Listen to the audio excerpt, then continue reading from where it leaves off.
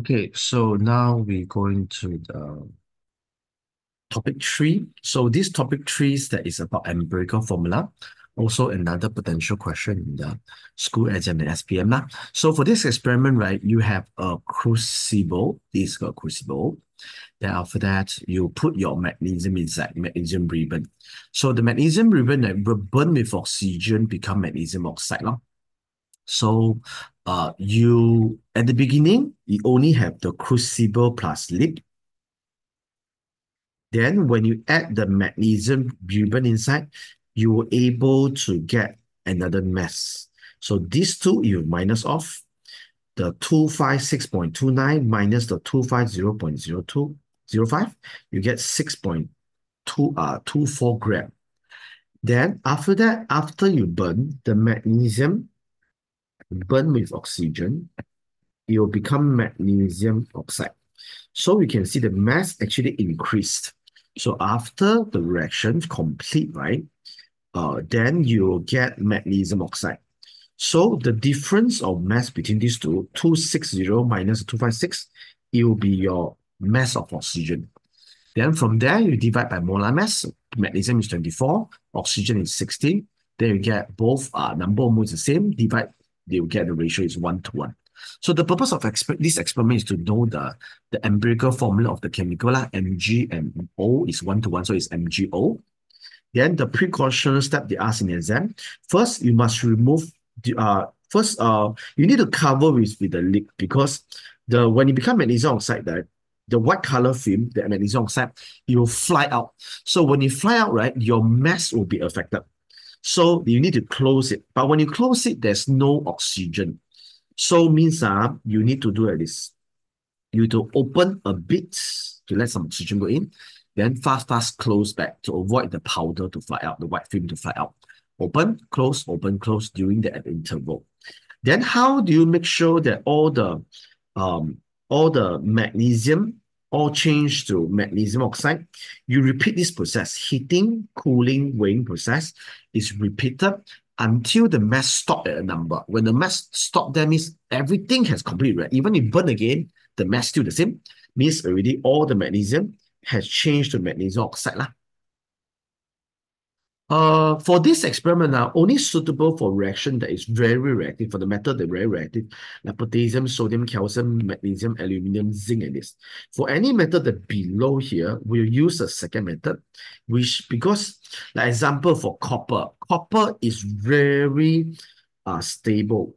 So if you try to heat up copper burn with oxygen, right, the reaction will take very long because this is very stable, less reactive. So it takes very long time to all change to copper 2 oxide.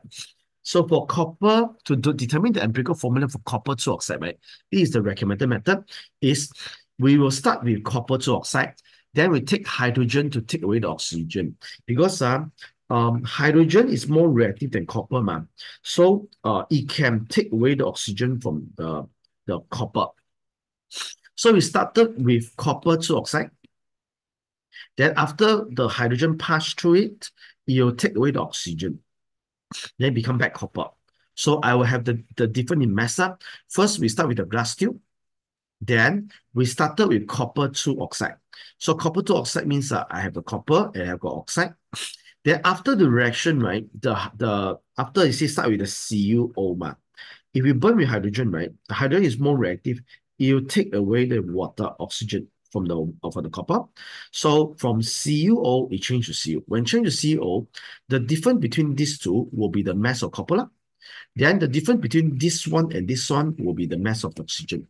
Then from there, you calculate the number of mole of the oxygen and copper, 64 and 16. You get the ratio is 1:1. So the empirical formula for copper 2 oxide is CuO.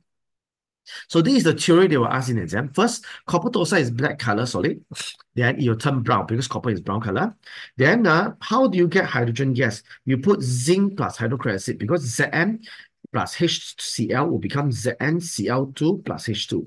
So hydrogen gas will flow out. Then here is your copper 2 oxide.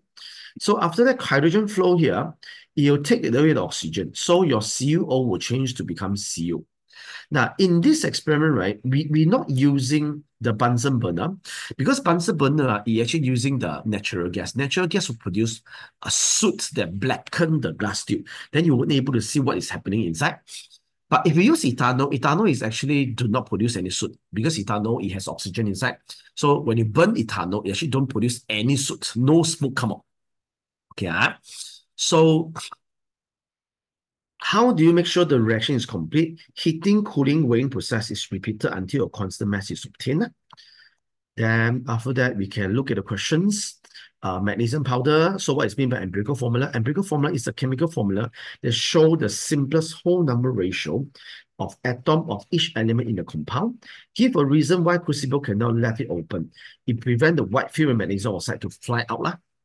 So explain on how to ensure the reaction is complete. Repeat the three pre-process, heating, cooling, weighing process is repeated until a constant mass is obtained.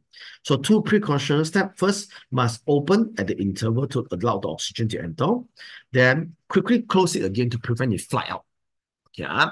Then you get the mass up. So you can see the first one is copper, crucible plus slip, crucible plus slip, and plus magnesium.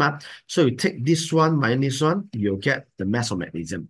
Then the next one is magnesium after burning. Magnesium after burning means the Mg burned with oxygen has become magnesium oxide. So here is extra oxygen. So you minus one, you get the oxygen mass up. Divide by the molar mass. Magnesium is 24, oxygen is 16. You get same mole.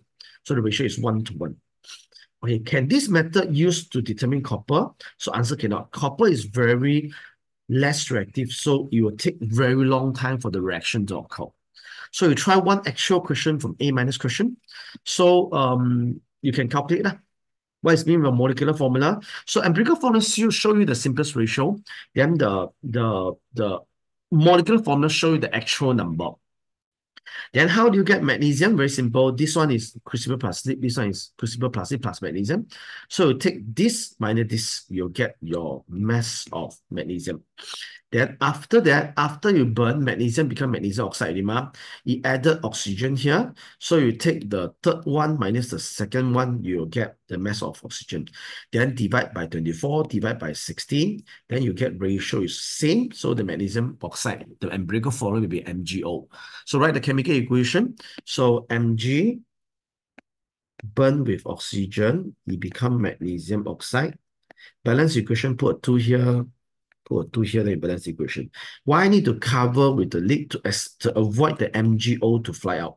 Once you fly out, right, the mass will be affected. This mass will be dropped to 35. That is even lesser than 39.7. So it's wrong already. Then over there, this method is not suitable for copper because copper is less reactive. Or standard question asked in the exam. How do you ensure the reaction has complete? Heating, cooling, weighing process is repeated until the mass become constant. What is the two precautionary step? Must open at the interval to allow oxygen to enter. And then after allow the oxygen to enter, must quickly close it back to avoid the white film to fly out.